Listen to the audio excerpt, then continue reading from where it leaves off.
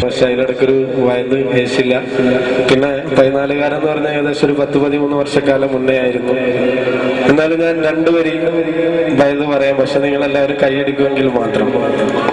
ആദ്യമായി പ്രണയിക്കുന്ന എന്റെ സുഹൃത്തുക്കളുണ്ടെങ്കിൽ ഒന്ന് കൈപൊന്നിച്ച് കാണിക്കാം. ഇത്ര ആളുകളുള്ളൂ. എന്നാ പ്രണയം നഷ്ടപ്പെട്ട ആളുകളുണ്ടെങ്കിൽ ഒന്ന് കൈപൊന്നിച്ച് കാണിക്കാം. ഞാനും കാണിച്ചു.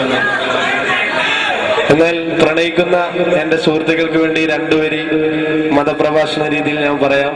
എന്തെങ്കിലും പാളിച്ചകളുണ്ടെങ്കിൽ നിങ്ങൾ ക്ഷമിക്കുക, അതല്ല ഇഷ്ടമായെങ്കിൽ നിങ്ങൾ കൈയടിക്കുക. ഇതിൽ ഈ പറയുന്ന വാചകം എന്റെ സുഹൃത്തുക്കൾ ശരിക്ക് ഉൾക്കൊള്ളണം എന്നാണ് ആദ്യമായി അഭ്യർത്ഥിക്കുന്നത്.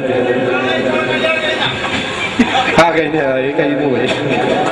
ഇന്നിതാ ആനന്ദത്തിന്റെ നാളുകളാണ്, സന്തോഷത്തിന്റെ നാളുകളാണ്. അലയും തിരയും കാറ്റും കോളും സന്തോഷങ്ങളും ദുഃഖങ്ങളും ഒന്നിനു മീതെ മറ്റൊന്നായി പരിണമിക്കുകയാണ്.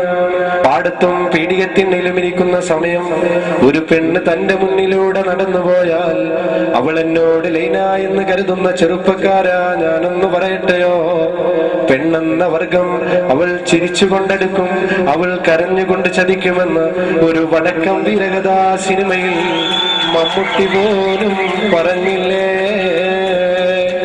ചീരുവരും പാമ്പിനെ നമ്പ്, ചിരിച്ചു വരും പെണ്ണിനെ നമ്പിക്കൂടാതെന്ന് ഏതോ ഒരു തമിഴ് സിനിമയിൽ തമിഴകത്തിന്റെ സൂപ്പർ സ്റ്റാറായ രജനികാന്ത് പോലും പറഞ്ഞില്ലേ.